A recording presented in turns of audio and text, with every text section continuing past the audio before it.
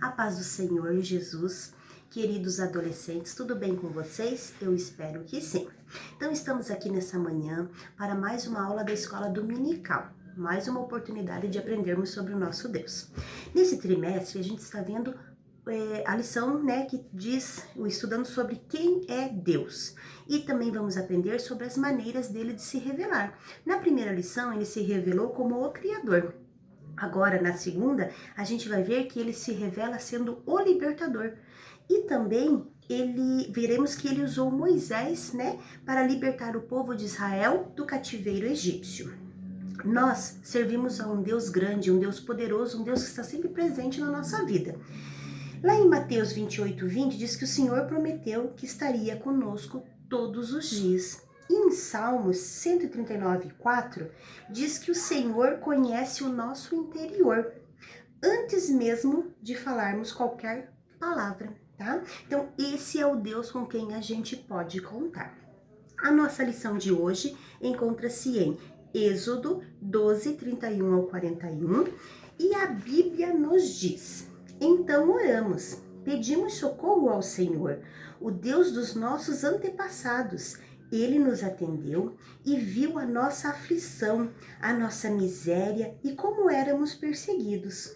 Com a sua força e com o seu poder, ele fez milagres, maravilhas e coisas espantosas, e nos tirou do Egito e nos trouxe até essa terra que nos deu, uma terra boa e rica. Deuteronômio 26, versículos 7 ao 9.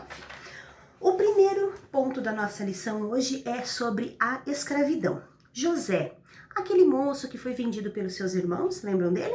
Então, ele foi morar no Egito, Anos depois que ele foi para lá, ele tornou-se o governador e foi o rei que colocou ele nessa função porque ele havia interpretado um sonho corretamente.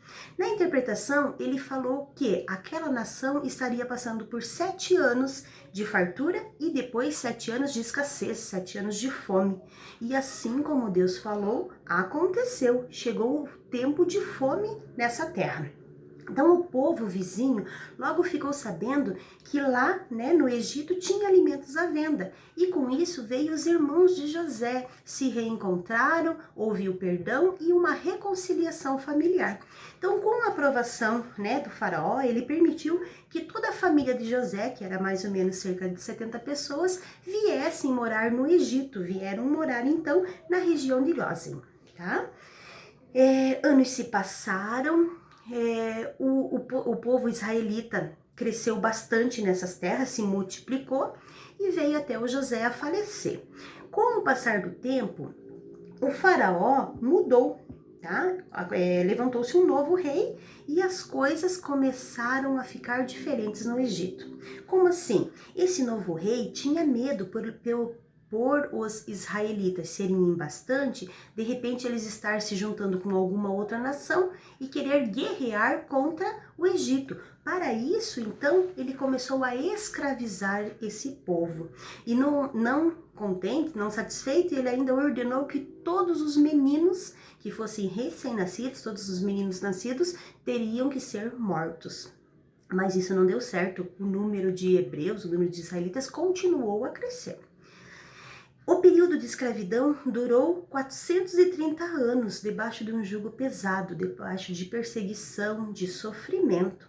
Mas na Bíblia a gente vê que Deus escolheu esse povo que era escravo, para ser o seu povo. É isso aí que revela o caráter de Deus, sendo o libertador. Ele se importava com aquele povo assim como ele se importa com você, ele se importa comigo e quer nos libertar. Durante todos esses anos de escravidão, o povo de Israel voltou os seus olhos para o Senhor, para a presença dele, pedindo socorro, clamando. Então, quando a gente está em pecado, quando a gente é escravo do pecado, nós também precisamos voltar o nosso coração pedindo ajuda, pedindo misericórdia. O nosso Deus, ele é libertador, ele é o dono da obra. O nosso Deus liberta, transforma, restaura e resgata o seu povo. O segundo ponto, a escolha de um libertador. Então aqui nesse segundo ponto, a gente pode ver a soberania de Deus. Ele tem tudo em suas mãos, né? Moisés não sabia, mas ele já estava escolhido desde o ventre da sua mãe. Então, quando a gente vê a história de Moisés, a gente vê o cuidado de Deus. A gente vê ele escolhendo os instrumentos, os canais para ele realizar a bênção. No livro de Êxodo 2, diz que Moisés recebeu esse nome porque ele foi tirado da água. Então, ele nasceu no período da escravidão. Lembra que a prof falou que todos os meninos que nasciam tinham que ser mortos, tinham que ser jogados no rio Nilo para morrerem? Sua mãe colocou ele num cesto, entregou-os na mão do nosso Deus e colocou no rio Nilo. E ali o Senhor tomou todas as providências. Ele foi adotado pela filha de Faraó. Ele aprendeu a cultura egípcia e foi educado na melhor educação que havia na época. Ele foi preparado por Deus para ser um instrumento nas mãos dele. Aos 40 anos, vendo o sofrimento do povo, né? O Moisés vendo todo aquele sofrimento do povo dele, sem pensar, ele acabou matando um capataz do Egito. E ao ser descoberto, ele precisou fugir. Fugiu para o deserto e ficou lá por 40 anos, sendo lapidado por Deus. Nessa época, ele cuidava de ovelhas. Aos 80 anos, Deus se manifestou na sarça ardente, chamando Moisés para poder demonstrar a sua graça e o seu poder. Então o Senhor disse: eu tenho visto como meu povo está sendo maltratado no Egito. Tenho ouvido o seu pedido de socorro por causa dos seus feitores. Sei o que estão sofrendo. Agora, venha, e eu o enviarei ao rei do Egito, para que você tire de lá o meu povo, os israelitas. Êxodo 3, versículos 6, 7 e 10. Moisés temeu. Não, Deus, eu tenho meus medos. Sentia-se incapaz, sem habilidade. Mas Deus fortaleceu a sua fé, garantindo que estaria com ele, daria o seu poder e também o ajudaria com os seus sinais. Por último, Moisés pediu se poderia, levar o seu irmão e assim Deus permitiu. Terceiro ponto, a poderosa libertação. Depois que Moisés foi até lá com o seu irmão, falou com o faraó, iniciou-se um combate entre o soberano do Egito e contra o soberano dos céus e da terra, o nosso Deus, o grande eu sou. Faraó desafiou o poder do nosso Deus. Ele se sentia um Deus do Egito antigo, mas Deus então age. O nosso Pai Celestial começou a manifestar os seus sinais, sobre a terra do Egito, gerando muito medo, muito pavor em toda a terra. E assim veio as 10 pragas sobre o Egito, os 10 juízos, que eram: a primeira foi quando as águas se tornaram em sangue. A segunda, quando as rãs infestaram o Egito inteiro. A terceira, a praga dos piolhos que invadem toda aquela nação. Veja como Deus faz as coisas. Ele usou uma coisa tão pequenininha, piolho. Mas para quê? Para derrotar um homem que se achava um Deus. Tudo isso Deus fez para libertar o seu povo. A quarta praga foi a praga das moscas. Como era terrível essa praga. A 5, a praga nos animais, a doença, sobre os animais que os levavam à morte. A sexta foi as úlceras sendo usadas por Deus para a libertação do povo de Israel. A sétima, a saraiva. E o que era a saraiva? O Egito era uma terra de muito calor. Uma terra muito quente, e olha, Deus faz algo inacreditável. Ele enviou uma chuva ali de gelo sobre aquela nação, sobre uma nação quente e uma chuva de gelo. Oitavo, Deus envia seu exército de gafanhotos, acabaram com toda a lavoura, com toda a plantação. Para o quê? Para a libertação do seu povo. A nona, Deus também enviou as trevas sobre o Egito e, por último, a morte dos primogênitos. Então, assim, durante o envio dessas pragas, em momento de muito sofrimento, Faraó chamava Moisés, autorizava a saída do povo, o povo de Israel, para sair do Egito. Então todo o povo se preparava, Moisés orava, a praga cessava e o rei voltava atrás na sua decisão. E isso aconteceu até a 9ª praga.